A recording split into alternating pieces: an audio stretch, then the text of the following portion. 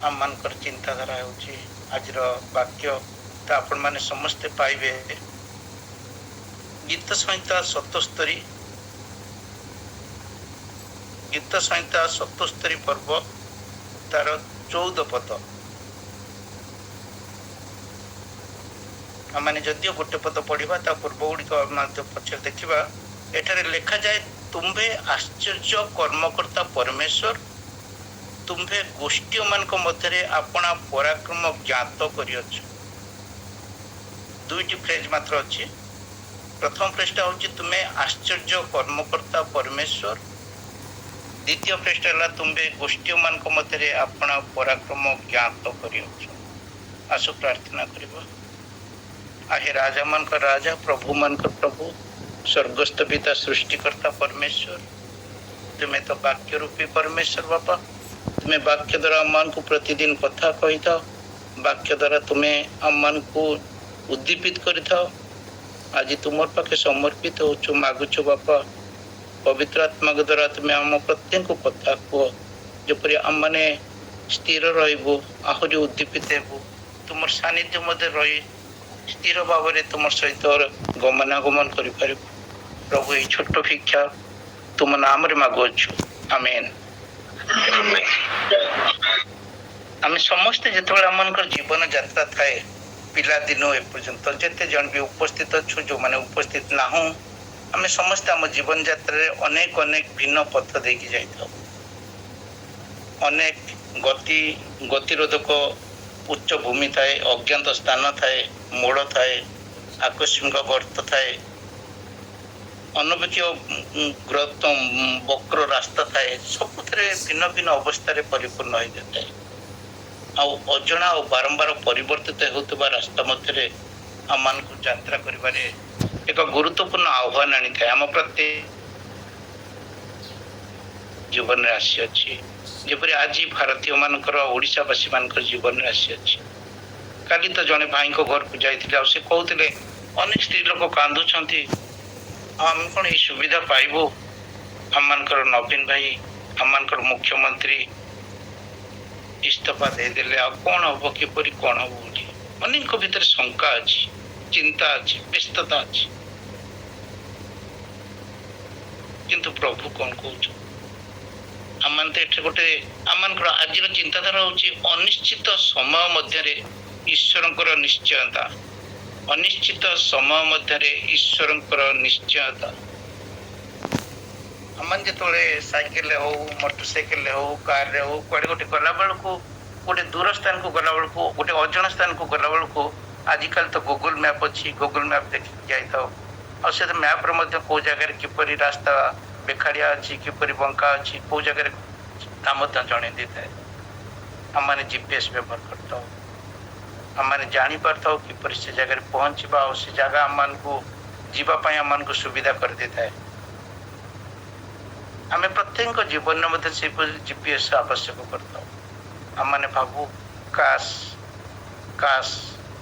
କେହି ଜଣେ ଆମମାନଙ୍କୁ କଢ଼େଇ ନିଅନ୍ତା କି? ସେଇ କେହି ଜଣକ କିଏ? ସେଇ କେହି ଜଣକ ଆମମାନଙ୍କୁ କେତେବେଳେ ସାହାଯ୍ୟ କରିଥାନ୍ତି? ସେଇ କେହି ଜଣକ କ'ଣ ଆମ ହାତ ଧରି କେବେ ବି ଛାଡ଼ିବେ ନାହିଁ ବୋଲି କହିଛନ୍ତି? କିଛି ଦିନ ତଳର ଘଟଣା, ଜଣେ ପୁଅ ଏପରି ବ୍ୟସ୍ତ ହେଉଥିଲେ ଯେ ମୁଁ କ'ଣ ଏଇ ରାସ୍ତାରେ ଗଲେ କିପରି ରହିବି, ମୋର ଚାକିରି ଜୀବନ କ'ଣ ହବ, ମୁଁ କ'ଣ କରିବି, ସେ ବହୁତ ବ୍ୟସ୍ତ ହେଉଥିଲେ। ଆଉ ଜଣେ ପାଳକ ତାଙ୍କୁ ଆସି କହିଲେ, ସଦାପ୍ରଭୁ କେବେ ବି କାହାର ହାତ ଅଧାରେ ଛାଡ଼ନ୍ତି ନାହିଁ। ଆପଣମାନେ ମନେ ରଖନ୍ତୁ, ସଦାପ୍ରଭୁ କେବେ ବି କାହାର ହାତ ଅଧାରେ ଛାଡ଼ନ୍ତି ନାହିଁ। ଯେଉଁ ପରମେଶ୍ୱର ଆମମାନଙ୍କୁ ସୃଷ୍ଟି କରିଛନ୍ତି, ଯେଉଁ ପରମେଶ୍ୱର ଆମମାନଙ୍କୁ ଗଢ଼ିଛନ୍ତି, ତିଆରି କରିଛନ୍ତି, ଏ ପର୍ଯ୍ୟନ୍ତ ଗଢ଼େଇ ଆଣିଛନ୍ତି, ସେ କେବେ ବି ଆମ ହାତ ଅଧାରେ ଛାଡ଼ିବେ ନାହିଁ। ଦ୍ୱିତୀୟ ଜିନିଷ, ଆଉ ଗୋଟିଏ ଘଟଣା କୁହେ। ମୋର ଗୋଟେ ସାଙ୍ଗ ଥିଲା, ଆପଣମାନଙ୍କୁ ଆଉ ଥରେ ବୋଧେ କହିଥିଲି, ସ୍ୱରୂପ ମିଶ୍ର ବୋଲି, ସେ CBIର ଜଜ୍ ଥିଲା ଏଇ ଭୁବନେଶ୍ୱରରେ। ସେଦିନ ମୋତେ କହୁଥିଲା ଯେ, ଆରେ ଅମର, ସେ ଗ୍ରାମୀଣ ଲୋକ, ମୋତେ କହିଲା ଆରେ ଜାପାନରେ ଯେତେବେଳେ ଦ୍ୱିତୀୟ ବିଶ୍ୱଯୁଦ୍ଧ ଚାଲିଥିଲା ସେତେବେଳେ ଖ୍ରୀଷ୍ଟିଆନ ମାନେ ତାଙ୍କ ଗୃହକୁ ଧାଇଁ ଯାଉଥିଲେ ଆଉ ତାଙ୍କ ବାଇବେଲ ପଢୁଥିଲେ। ବାଇବେଲରେ କଣ ସବୁ ବିଷୟର ସମସ୍ୟା ଅଛି, ସମାଧାନ ଅଛି?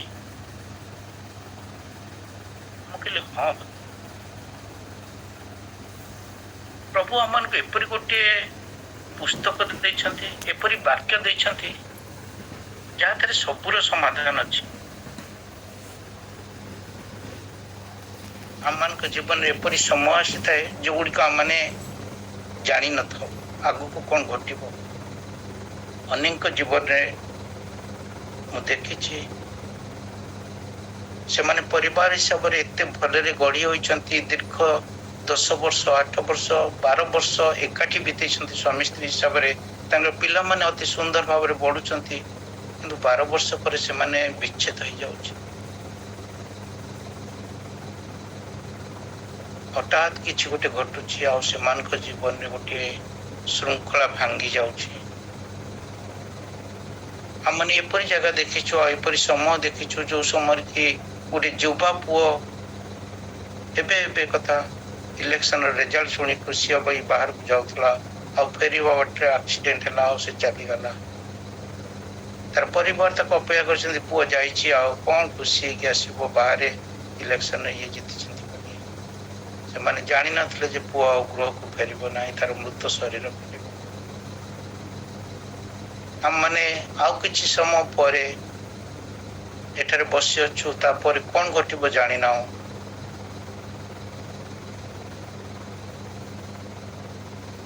ଆଗକୁ ରାସ୍ତା ଆମମାନେ କେହି ବି ଜାଣୁନା, ଆଗକୁ ସମୟରେ କ'ଣ ଘଟିବ ଆମମାନେ କେହି ବି ଜାଣିନଥାଉ, କିନ୍ତୁ ଆମମାନେ ବ୍ୟସ୍ତ ହେଇଥାଉ। ଅନେକ ସମୟରେ ଆମ ପ୍ରତ୍ୟେକ ଜୀବନରେ ଏହିପରି ସମସ୍ୟା ସବୁ ଆସେ ଯୋଉ ସମସ୍ୟାକୁ ଆମମାନେ ସମାଧାନ କରି ନ ପାରୁ। ଯୋଉ ରାସ୍ତା ଏପରି 4 ଛକରେ ଆମମାନେ ପହଞ୍ଚି ଯାଉ, କୋଉ ରାସ୍ତାରେ ଯିବୁ ତା ଜାଣିପାରିନଥାଉ। ଅନେକ ସମୟରେ ଆମମାନଙ୍କର ସମ୍ପ୍ରଦାୟକୁ, ଆମମାନଙ୍କର ଜୀବନ ଭିତରେ ଆମମାନଙ୍କର ପ୍ରତ୍ୟେକ ପରିବାର ଗୁଡ଼ିକୁ ଏପରି ସମସ୍ୟା ଆସେ ଯେ ଆମମାନେ ତାହା କିପରି ସମାଧାନ ହବ ତା ଜାଣିପାରିନଥାଉ। ଯେପରି ସେଦିନ ଇସ୍ରାଏଲବାସୀ ଜାଣିପାରିନଥିଲେ, କିନ୍ତୁ ପ୍ରତି ସମୟରେ ପରମେଶ୍ୱର ଆମମାନଙ୍କର ପାଇଁ ଉଦ୍ଧାରକର୍ତ୍ତା ଠିକ କରିକି ରଖିଛନ୍ତି। ସେ କେବେ ବି ଆପଣଙ୍କର, ମୋର ଆଉ କାହାର, ସମସ୍ତଙ୍କର ହାତ ଛାଡ଼ିବେ ନାହିଁ। ଆମମାନେ ଯେତେବେଳେ ବାକ୍ୟ ମଧ୍ୟକୁ ଯାଉ ଆଉ ଦେଖୁ ଯେ ମୂଷାଙ୍କ ଜୀବନରେ, ଇସ୍ରାଏଲବାସୀ ମାନଙ୍କର ଜୀବନରେ ଯେତେବେଳେ ସେମାନେ କଷ୍ଟ ପାଉଥିଲେ, ପ୍ରାର୍ଥନା କରୁଥିଲେ, କାନ୍ଦୁଥିଲେ, ଲୋତକ ବୋହି ଯାଉଥିଲା, ସେତେବେଳେ ସଦାପ୍ରଭୁ ସେମାନଙ୍କର ଲୋତକ ଦେଖିଲେ ଆଉ ମୂଷାଙ୍କୁ ପଠେଇଲେ, ତୁମେ ଯାଅ। ଆମମାନେ ବାଇବେଲରେ ଆମର ଅନେକ ଲିଡର୍ସକୁ ଦେଖୁ ଯୋଉମାନଙ୍କୁ ପ୍ରଭୁ ପଠେଇଛନ୍ତି, ମୂଷାଙ୍କୁ ପଠେଇଲେ ଇସ୍ରାଏଲବାସୀ ମାନଙ୍କୁ ରକ୍ଷା କରିବା ପାଇଁ। ଅତ୍ମିଏଲଙ୍କୁ ପଠେଇଲେ ବିଚାରକର୍ତ୍ତା 3 ପର୍ବ 7-11 ଯଦି ଆମେ 7-11 ଭିତରେ ପଢିବା କିପରି ଇସ୍ରାଏଲବାସୀ ମାନେ କାନ୍ଦୁଥିଲେ, ଦେଖିବା ଟିକେ।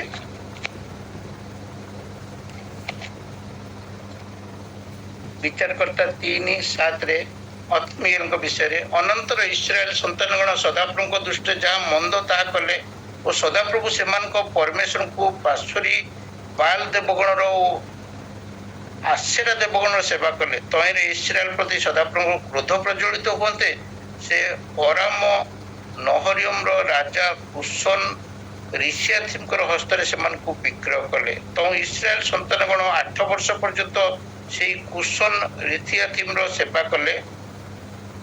ଏ ଉତ୍ତାରେ ଇସ୍ରାଏଲ ସନ୍ତାନଗଣ ସଦାପ୍ରଭୁଙ୍କ ନିକଟରେ କ୍ରନ୍ଦନ କରନ୍ତେ ସଦାପ୍ରଭୁ ଇସ୍ରାଏଲ ସନ୍ତାନଗଣ ପାଇଁ କାଲେବଙ୍କର କନିଷ୍ଠ ଭାଷା କନସର ପୁତ୍ର ଅତ୍ମିଏଲଙ୍କୁ ଉଦ୍ଧାରକର୍ତ୍ତା ରୂପେ ଉତ୍ପନ୍ନ କଲେ ଓ ସେ ସେମାନଙ୍କୁ ଉଦ୍ଧାର କଲେ। ପୁଣି ସଦାପ୍ରଭୁଙ୍କର ଆତ୍ମା ତାଙ୍କଠାରେ ଅଧିଷ୍ଠିତ ହୁଅନ୍ତେ ସେ ଇସ୍ରାଏଲର ବିଚାର କଲେ, ସେ ଯୁଦ୍ଧ କରିବା ପାଇଁ ବାହାରିଲେ। ତାପରେ ଦେଖୁଛେ ତହିଁରେ 40 ବର୍ଷ ପର୍ଯ୍ୟନ୍ତ ଦେଶ ବିଶ୍ରାମ ପାଇଲା, ଶାନ୍ତିରେ ରହିଲେ। ପ୍ରତି ସମୟରେ ଯେତେବେଳେ ଆମମାନେ କ୍ରନ୍ଦନ କରିଛୁ, ଯେତେବେଳେ ଆମମାନେ ପ୍ରାର୍ଥନା କରିଛୁ, ଯଦିଓ ଆମମାନେ ପାପ କରିଛୁ, ଯଦିଓ ଆମମାନେ ତଳକୁ ନିମ୍ନଗାମୀ ହୋଇଅଛୁ, ଯଦିଓ ଆମମାନେ ଭୁଲ ପରେ ଭୁଲ କରିଅଛୁ, ଯଦିଓ ଆମମାନେ ଅତି ପ୍ରଭୁଙ୍କ ଠାରୁ ଦୂରକୁ ଚାଲି ଯାଇଅଛୁ, ତଥାପି तथापि आम सृष्टिकर्ता प्रेमकर्ता साहाय्यकारी क्षमादाता परमेश्वर केबे भी आम को छाड़ी ना भूल पर भूल कर चली तथापि मोर परमेश्वर मत छाड़ी ना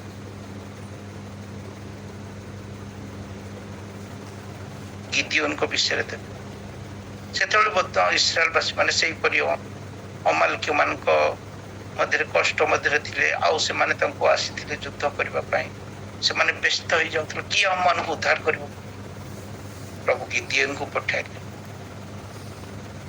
आउ से इस्राएलवासी से उद्धार कले समस्त सैन्य को नहीं नहीं मात्र 300 सैन्य एते बड़ सैन्य दल को से उद्धार कले कारण परमेश्वर तांका सहित आम मैंने आज जिते आम आग को देखी पारि न था आम देशर भविष्य को चिंता कर पारि न था आम राज्य भविष्य को चिंता कर न था आमर परिवार आम समाज भविष्य जानी पार न था व्यस्त हो जाता किए आम को उद्धार कर कि आम को ये सब से रक्षा कर वाक्य पे मु किछि क्षण तुमको छाड़ी अच्छी किंतु महागौरव तुमको संग्रह कर प्रभु हुए तो आम को किछि समय खोला छाड़ी देछंती कारण से जे जीव परमेश्वर ता माने बुझिबा पाई हमने देखु जो इस्राएलवासी मान को मध्य प्रभु कार्य करते से बारंबार अनेक आश्चर्य कर्म करते कौन पाई गोटे थर तो से छाड़ी दे था इस्राएलवासी मैंने आउ से फारो राजा कहीं छाड़ू नथिले कारण ईश्वर जणेबा को चाहते फारो को मिस्र मान को पुणी इस्राएलवासी मान को जो मु यहोवा परमेश्वर मु सब किछ करि पारे मु सृष्टिकर्ता मु उद्धारकर्ता मु रक्षाकर्ता मु क्षमादाता परमेश्वर से दिन जिते जुनुस को पठेले निनिव नगरी को जुनुस निनिव को न जाई तर्शीश को जाउथले भारी ईश्वर तांको भिन्न अवस्था दे नहीं पहुंचेले निनिव रे तुमे जाओ समान को कहो और निनिव नगर समस्त व्यक्ति प्रार्थना करथिले उपवास करथिले क्रंदन करथिले और सदा प्रभु परमेश्वर क्षमा कर देते रक्षा करते आज ये भूल कले आम प्रार्थना करवा आम 24 घंटा प्रार्थना करवा 40 दिन प्रार्थना करवा कारण आम सदा प्रभु आमको रक्षा करेंगे साहाय्य करेंगे धरी रखिए बाट देखेबे मनुष्य हिसाब से तो आम बहुत दुर्बल मनुष्य मन मान जानी पार न था भूल कर तथापि प्रभु आम को केबे भी छाड़ी न था आम जो पुरातन नियम शेष अवस्था को देखो शेष अवस्था 40 वर्ष 400 वर्ष ईश्वर किसी कार्य करना कौन सी भविष्य वक्ता को पठाऊना कौन सी विचारकर्ता को पठाऊना कौन सी नेता को पठाऊना जे कि से मान को कहबो से मान को रक्षा कर किंतु तापरे ईश्वर निज पुत्र को पठाउछन प्रभु जीशु को पठाउछन जे कि निज रक्त द्वारा आम को किणी नौछन जे कि समस्त रक्त आम प्रत्येक पाप पर ढाली दौरान आज नुहे आगामी समय जो मैंने जन्म ने से पापर मुक्ति पाइबा से लगा हो जाए रक्त भविष्य वंशधर मान को रक्षा कर से भरोसा देते ईश्वर केबे कहा को छाड़ती ना कहा को भूली जाती ना कारण से परमेश्वर से आबा पिता कारण से यहोवा परमेश्वर आम तो आज जो गीत बोलते अश्विनी भाई जे केते बेले चली जीव ए जीवन एबे अच्छी एबे नहीं ये सब समय कुहुड़ी समान सब किसी कुहुड़ी समय आम मैंने जानूना आग समय कौन घटो आम मैंने जानूना किपरि भाव समय बीतेबा आम मैंने जानूना आज आगामी समय कौन घटो किपरि आम मैंने समय को क्रॉस कर पारिबा এই ଅନିଶ୍ଚିତ ସମୟରେ କିପରି ଆମମାନେ ମୁକାବିଲା କରିବା। ଆମମାନଙ୍କ ମଧ୍ୟରେ ଅନେକ ଦ୍ୱନ୍ଦ୍ୱ ଆସିଥାଏ, ସନ୍ଦେହ ଆସିଥାଏ, ଭୟ ଆସିଥାଏ, ଉଦ୍ବେଗ ଆସିଥାଏ। ଆମମାନେ ତ କିଛି ଦିନ ତଳେ ଶୁଣିଥିଲୁ କିପରି ଆମମାନେ ବ୍ୟସ୍ତ ହେଇଯାଉଛୁ। ବର୍ତ୍ତମାନ ପରିସ୍ଥିତି ପାଇଁ ଆମମାନଙ୍କୁ ଦୋଷ ଦେଇଥାଉ, କ୍ରୋଧ କରିଥାଉ, ହତାଶ ହେଇଥାଉ, ବିରକ୍ତି ହେଇଥାଉ, ତିକ୍ତତା ଭରି ଦେଇଥାଏ, ନିରାଶତା ଭରି ଯାଇଥାଏ, ନିରୁତ୍ସାହ ହେଇଥାଉ। ଅନେକ ସମୟରେ ଦୁଃଖ ଆସେ, ନିଃସଙ୍ଗତା ଆସେ, ଚିନ୍ତା ଆସେ, ବ୍ୟସ୍ତତା ଆସେ, ଏପରି ଅନେକ ବିଷୟ। ତେବେ ଏସବୁ କିପରି ବନ୍ଦ ହବ, ଏସବୁ କିଏ ଲିଭେଇ ଦବ?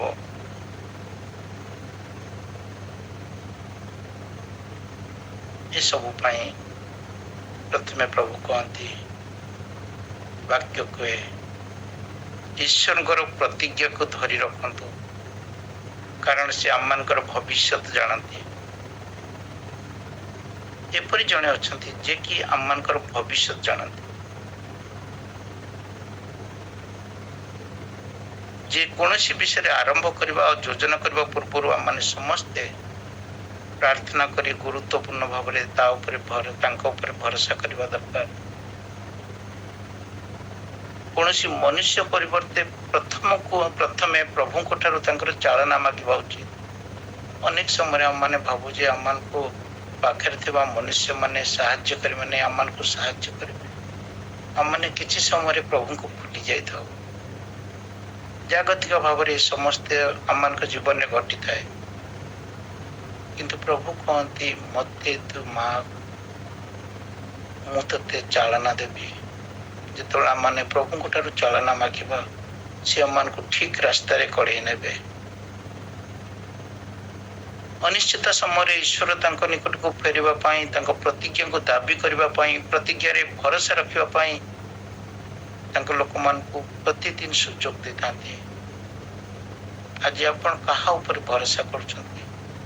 ଆପଣ ଅର୍ଥ ଉପରେ, ସୁରକ୍ଷିତ ଚାକିରି ଉପରେ, ସୁରକ୍ଷିତ ସ୍ଥାନ ଉପରେ, ନିଜର ସୁରକ୍ଷିତ ଗୃହ ଉପରେ? ସମୟ ଆସିବେ ସମସ୍ତ କିଛି ନଥିବ। ଆମେ କଣ ଘୋଷଣା କରିପାରିବା, ମୋର କୌଣସି ଅଭାବ ନାହିଁ, ମୋର ଈଶ୍ୱର ମୋର ସମସ୍ତ ଆବଶ୍ୟକୀୟ ବିଷୟ ଯୋଗାଇବେ। ଈଶ୍ୱରଙ୍କର ଉତ୍ତମତା ମୋତେ ସନ୍ତୁଷ୍ଟ କରିବ। ଅନିଶ୍ଚିତ ସମୟରେ ବିଶ୍ୱସ୍ତ ଈଶ୍ୱରଙ୍କର ଉପସ୍ଥିତିକୁ ଅନ୍ୱେଷଣ କରନ୍ତୁ, ତାଙ୍କୁ ପଚାରନ୍ତୁ, କାରଣ ସେ ଆମର ଭବିଷ୍ୟତ, ଆମର ଆସନ୍ତାକାଲି, ଆମର ଗତକାଲିକୁ ଜାଣନ୍ତି। ତାଙ୍କୁ ଏବଂ ତାଙ୍କର ବାକ୍ୟକୁ ଧରି ରଖନ୍ତୁ, କାରଣ ସେ ବାକ୍ୟ କେବେ ବି ବିଲୁପ୍ତ ହେବ ନାହିଁ। ଜଗତ ଶେଷ ହୋଇଯିବ, କିନ୍ତୁ ତାଙ୍କର ବାକ୍ୟ ଶେଷ ହେବ ନାହିଁ। ଯେଉଁ ବାକ୍ୟ ଦ୍ୱାରା ସେ ଆଜି ଆମମାନଙ୍କୁ ସୃଷ୍ଟି କରିଛନ୍ତି। ଯାତ୍ରା ପୁସ୍ତକ 4:2 ଆମମାନେ ଦେଖୁଛୁ, ମୂଷାଙ୍କୁ ସେ ପଚାରିଥିଲେ, ତୁମ୍ଭ ହସ୍ତରେ ସେଇଟା କଣ? ସେ କହିଲେ, ଯଷ୍ଟି।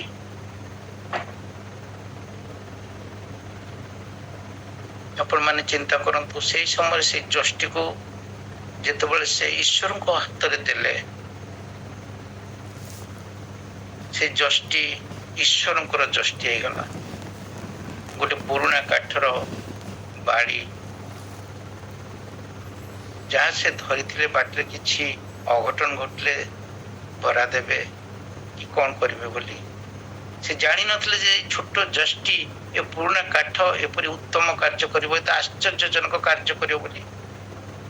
ତା ଯେତେବେଳେ ଈଶ୍ୱରଙ୍କ ହାତକୁ ସେ ବଢେଇ ଦେଲେ, ତା ଈଶ୍ୱରଙ୍କର ଯଷ୍ଟି ହେଇଗଲା, ପରିବର୍ତ୍ତିତ ହେଇଗଲା ଈଶ୍ୱରଙ୍କ ଯଷ୍ଟିରେ। ଆଉ ତା ଅନେକଙ୍କୁ ଉଦ୍ଧାର କଲା। ମୂଷା ଯେତେବେଳେ ଜିହୋଶୁଆଙ୍କୁ କହୁଛନ୍ତି, ତୁମେ ଆମ୍ଭମାନଙ୍କ ନିମନ୍ତେ ଲୋକ ମନୋନୀତ କରି ଅମାଲେକୀୟ ସହିତ ଯୁଦ୍ଧ କରିବାକୁ ଯାଅ, କାଲି ମୁଁ ଆପଣ ହସ୍ତରେ ପରମେଶ୍ୱରଙ୍କର ଯଷ୍ଟି ଘେନି ପର୍ବତ ଶୃଙ୍ଗରେ ଠିଆ ହେବି। ଈଶ୍ୱରଙ୍କର ଯଷ୍ଟି ସହିତ ସେମାନେ ଯୁଦ୍ଧରେ ନିୟୋଜିତ ହେବା ପାଇଁ ସମର୍ଥ ହୋଇଥିଲେ। ଆଜି ପ୍ରଭୁ ସେ ଯଷ୍ଟି ଆମମାନଙ୍କ ଠାରୁ ମାଗନ୍ତି। ପ୍ରତ୍ୟେକଙ୍କୁ କିଛି ନା କିଛି ବିଶେଷ ଦାନ ପ୍ରଭୁ ଦେଇଛନ୍ତି। ଆଉ ପ୍ରଭୁ କହୁଛନ୍ତି, ତାହାକୁ ତୁ ମତେ ଦେଇଦେ, ଆଉ ତା ମୋର ଯଷ୍ଟି ହେଇଯିବ। ତୋର ଥିବା ଗୁଣ, ତୋର ଥିବା ଦେଇଥିବା ତତେ ଦାନ ତୁ ମୋ ହସ୍ତକୁ ଦେଇଦେ, ଆଉ ମୁଁ ତତେ ଚାଳନା ଦେବି, ମୁଁ ତାକୁ ନୂତନତ୍ୱ ଦେବି, ମୁଁ ତତେ ଶକ୍ତି ଦେବି, ତୁ ଯୁଦ୍ଧ କରିପାରିବୁ। ଏ ଜଗତକୁ ତୁ ଆଉ ଭୟ କରିବୁ ନାହିଁ, ଏ ଆଗାମୀ ଆଶଙ୍କାକୁ ତୁ ଆଉ ଭୟ କରିବୁ ନାହିଁ। ତୁ ଚିନ୍ତା କର ନା, ସେ ଯଷ୍ଟି ମୋ ହାତରେ ଦେ,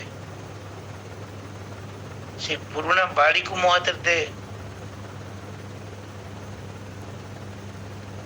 ଆମମାନେ ଯେତେବେଳେ ଈଶ୍ୱରଙ୍କର ପ୍ରତିଜ୍ଞା ଉପରେ ଭରସା କରିଥାଉ, ଈଶ୍ୱର ତ ଅନେକ ପ୍ରତିଜ୍ଞା ଆମମାନଙ୍କ ପାଇଁ କରିଛନ୍ତି। ବାଇବେଲରେ ଅନେକ ପ୍ରତିଜ୍ଞା ରକ୍ଷାକାରୀ ପରମେଶ୍ୱର ସେ।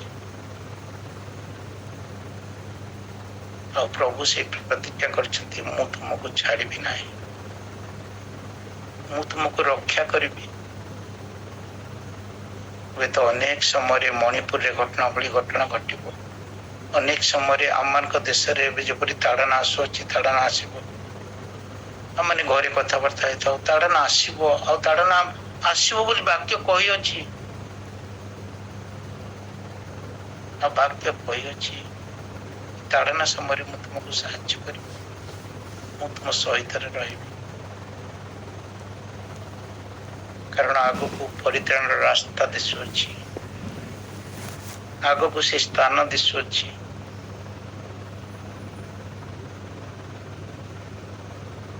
ପ୍ରଭୁ ସେଇ ସ୍ଥାନ ପ୍ରସ୍ତୁତ କରି ରଖିଛନ୍ତି। ଆମମାନଙ୍କର ଲକ୍ଷ୍ୟ ସ୍ଥାନରେ ପହଞ୍ଚିବା ପାଇଁ ପ୍ରଭୁ ଆମମାନଙ୍କୁ କଢ଼େଇ ନେଉଛନ୍ତି। ପ୍ରଥମରେ ଆମମାନେ ପ୍ରତିଜ୍ଞା ଉପରେ ଭରସା କଲେ ରାସ୍ତା ଦେଖିବା ପାଇଁ, ଠିକ ରାସ୍ତାରେ ଚାଲିବା ପାଇଁ। ଦ୍ୱିତୀୟରେ ଯଦି ଦେଖିବା, ଆମମାନେ ନିଜ ଲୋକମାନଙ୍କ ଉପରେ ଭରସା କରିଥିବା, ନିଜର ସମାଜ ଉପରେ ଥିବା, ନିଜର ପରିବାରରେ ଥିବା ଯେଉଁମାନେ ପ୍ରଭୁଙ୍କୁ ବିଶ୍ୱାସ କରନ୍ତି ସେମାନଙ୍କ ସହିତ ଲାଗି ରହିବା। ମୁଁ ଅନେକ ସମୟରେ ବିନୟ ଭାଇଙ୍କଠୁ ଶୁଣିଥାଏ, ଆମମାନଙ୍କର ଏଇ ମର୍ଣ୍ଣିଂ ପ୍ରେୟାର ଗ୍ରୁପ ଦ୍ୱାରା ଆମମାନେ ଏତେ ସୁନ୍ଦର ଭାବରେ ବାନ୍ଧି ହୋଇଯାଇଛୁ ଯେ ଏହାକୁ ଗୋଟେ ଗୃହ ଭଳି ଲାଗୁଛି, ଘର ଭଳି ଲାଗୁଛି, ପରିବାର ଭଳି ଲାଗୁଛି। ପରସ୍ପର ସହିତ ସହଭାଗିତା ବଢୁଛି। ମୁଁ ତ ଦିନେ ଆପଣମାନଙ୍କୁ ମୋର ସାକ୍ଷ୍ୟ ଦଉଥିଲି, ମୋର ପୁଅ ଯେତେବେଳେ ଚାକିରିରେ ନଥିଲା ଆଉ ଚାକିରି ଆପ୍ଲାଏ କରିଥିଲା, ସେତେବେଳେ ଏଇ ମର୍ଣ୍ଣିଂ ପ୍ରେୟାରରେ ମୁଁ ପ୍ରାର୍ଥନା କରିଥିଲି, ଅନୁରୋଧ କରିଥିଲି। ଆଉ ମର୍ଣ୍ଣିଂ ପ୍ରେୟାର କିଛି ଜଣଙ୍କୁ ସ୍ପେଶାଲ ପ୍ରେୟାର କରିବା ପାଇଁ ପର୍ସନାଲି ମୁଁ ସେମାନଙ୍କୁ ରିକ୍ୱେଷ୍ଟ କରିଥିଲି। 2 ଦିନ ଯୋଉ ଦିନ ସେ ଇଣ୍ଟରଭ୍ୟୁର ଫାଇନାଲ ଇଣ୍ଟରଭ୍ୟୁ ଦେବାକୁ ଯାଇଥିଲା, ଆଉ ପ୍ରଭୁ ଆଶ୍ଚର୍ଯ୍ୟଜନକ ଭାବରେ ତାକୁ ସିଲେକ୍ଟ ହୋଇଥିଲା। ସେ ବି ସବୁବେଳେ କୁହେ, ଏହା କେବଳ ପ୍ରଭୁ କରିଛନ୍ତି, ମୁଁ ପାରିନଥାନ୍ତି, ମୋର ଜ୍ଞାନ ନଥିଲା ସେତିକି। ମୁଁ ସେଦିନ ସକାଳେ ରାତ୍ରିରେ ଇଣ୍ଟରଭ୍ୟୁ ଦେବାର ପୂର୍ବରୁ ପ୍ରିପେୟାର ହେଇଥିଲା ସେ, ଯେ ସେ ମତେ କହୁଥିଲା ଯେ ଯେତେବେଳେ ସେ ଇଣ୍ଟରଭ୍ୟୁ ଫେସ୍ କଲା, ସେମାନେ ତାକୁ ଯୋଉ ପଏଜନିଂ ଉପରେ ପଚାରିଥିଲେ, ବିଷ ଖାଇଦେଲେ ଲୋକର କେମିତି ତାର ଟ୍ରିଟମେଣ୍ଟ କରାଯିବ।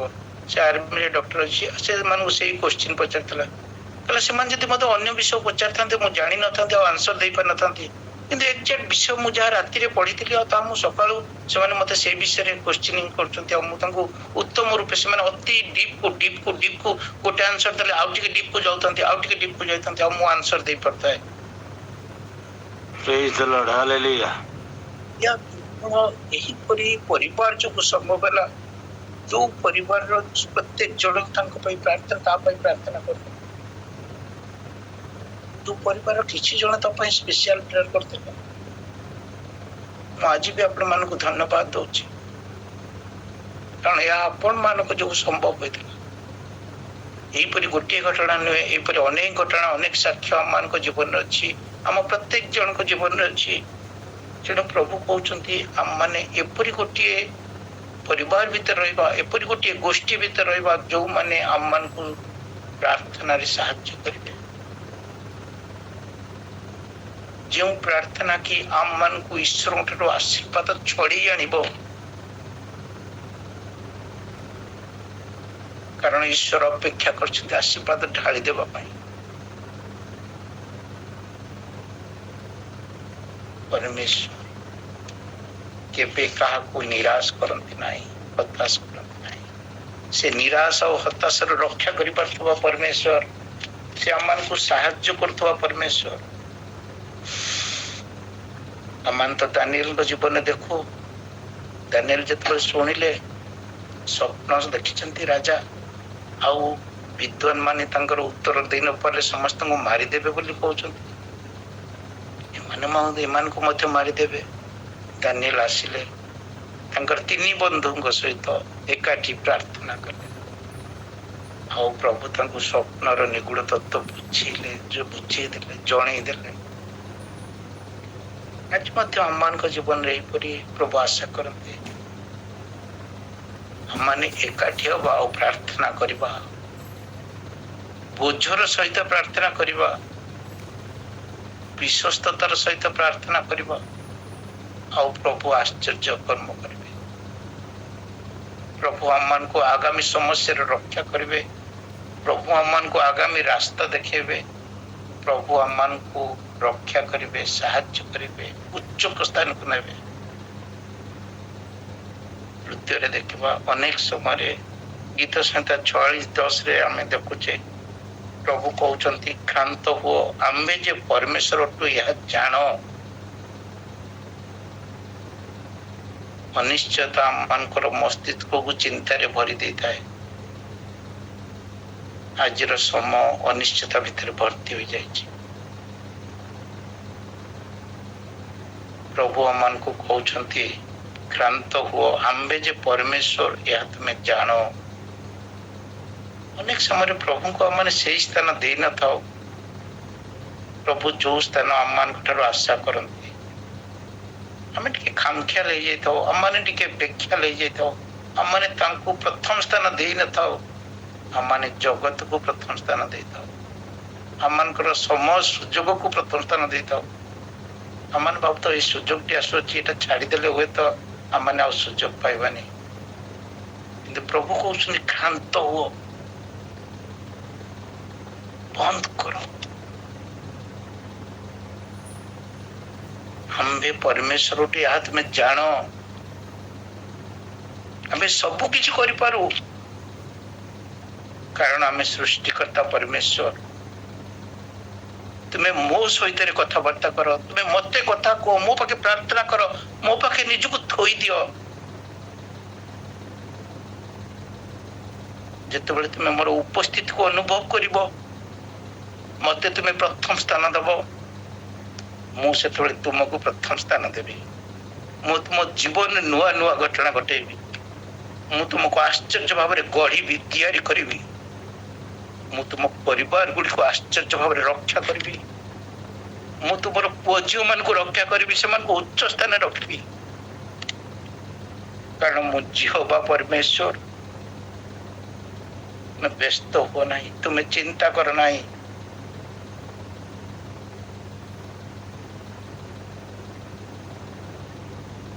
प्रभु कहते तुम्हें भावुथब हुए तो मु तुमको भूली जाइए, छाड़ी जाइए। मु तुमको भूली नहीं कि भूली भी नहीं। परमेश्वर तुम मान युद्ध करेंगे, से नीरव रहिबे नहीं। प्रभु कहते तुम्हें माने नीरव रुह, मु तुम पर युद्ध करी, मु तुम मन को जितेबी।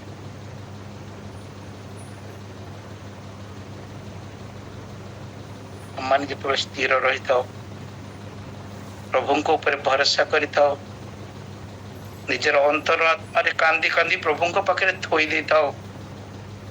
प्रभु कहते तुम्हें स्थिर रुह, क्रांत हुओ। आम्बे परमेश्वर टू आम्बे सब किछि जानू,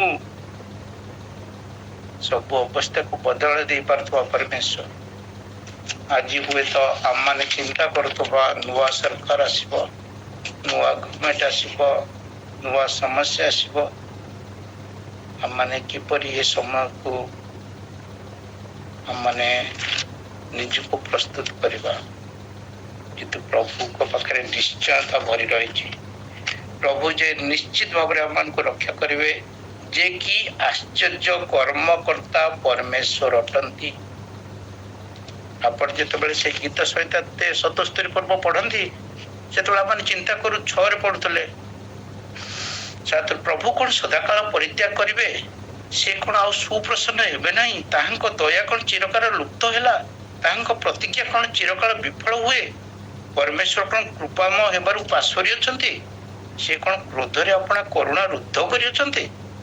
तो मु कहली यहाँ ही मोर दुर्बलता मात्र मु सर्वपरिष्ठ दक्षिण हस्तर वर्ष सकल स्मरण करी मु सदाप्रभुर कर्म सब उल्लेख करी मु पूर्व कालर तुम्हार आश्चर्य क्रिया सब स्मरण करी मु तुम्हार समस्त कर्म चिंता करी तुम्हार क्रिया सकल ध्यान करी। हे परमेश्वर पवित्रता तुम्हार पथ थाए परमेश्वर तुल्य महान परमेश्वर किए तुम्हें आश्चर्य कर्मकर्ता परमेश्वर प्रभु कहती तुम्बे गोष्ठी मान मध्य आपण पराक्रम ज्ञात कर पराक्रम केबे भी कमी जीव नाही कमी नाही कमी पारिबो नाही से होचंती पराक्रमी परमेश्वर जे कि सारा जगत उपरे सारा सृष्टि उपरे राजत्व करती कारण से सृष्टि करता से अमान को उत्कृष्ट पक्षर बही आणिकी अपना निकट को आणवे भारी से संचित धन पर आम को रखिए कारण जिरिमिया 31 जदि आम पढ़ा देखा से चिरस्थायी प्रेम आम को धरी रखिंट जिरिमिया 31:3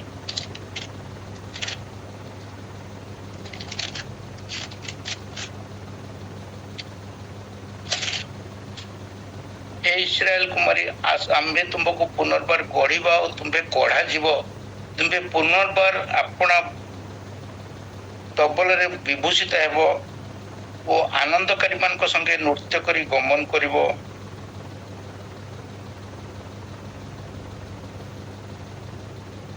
सदाप्रभु पुरातन काल रे मते दर्शन दे कहले हाँ आम्बे चिरस्थायी प्रेम रे तुमको प्रेम करी आसीअछु एहेतु स्नेहपूर्ण करुणारे आम्बे तुमको आकर्षण करिअछु चिरस्थायी प्रेम रे से आमान को प्रेम करछु से आमान को छाड़िबे नहीं। यात्रा 33:21 रे प्रभु कहती शेष रे देखिबा माने यात्रा 33:21 रे प्रभु कहती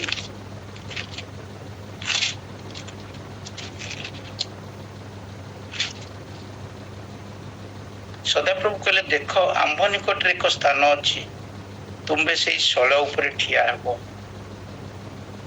आज प्रभु आम को से भरोसा दे मो पाखे स्थान बहुत अच्छी तुम प्रत्येक जन को नहीं शैल उपर ठिया करेंगे आज आम निराश हेबा ना हताश हेबा ना शंकाकृत हेबा ना कारण आमर परमेश्वर होती निश्चित परमेश्वर जे कि हम को निश्चित साहाय्य करेंगे से भरोसा से हम को दे से आश्चर्य प्रेम से हम को प्रकाश कर से निश्चित हम को से परित्राण रास्ता कढ़ी नापी सबुदिन सबुनि आम को अपेक्षा आम निज निजर अंतर को पाखे समर्पित पाखे प्रार्थना करवा आम सामयिक भाव समस्ते पारिवारिक हिसाब से समस्त समावेश पाखे निज निज को थोईदबा प्रभु आम को समस्त अवस्था को बदल दे पारे आम को से उच्च स्थान रखिए से शैल उपर रखिए कि पहले निराश होगा देवे ना समस्त निराशर समस्त प्रकार वक्र रास्ता को सीधा करता परमेश्वर आज आम को से भरोसा दिखती आसु आम समर्पित जीवन काटिबा प्रभु ये छोट वाक्य आशीर्वाद करते।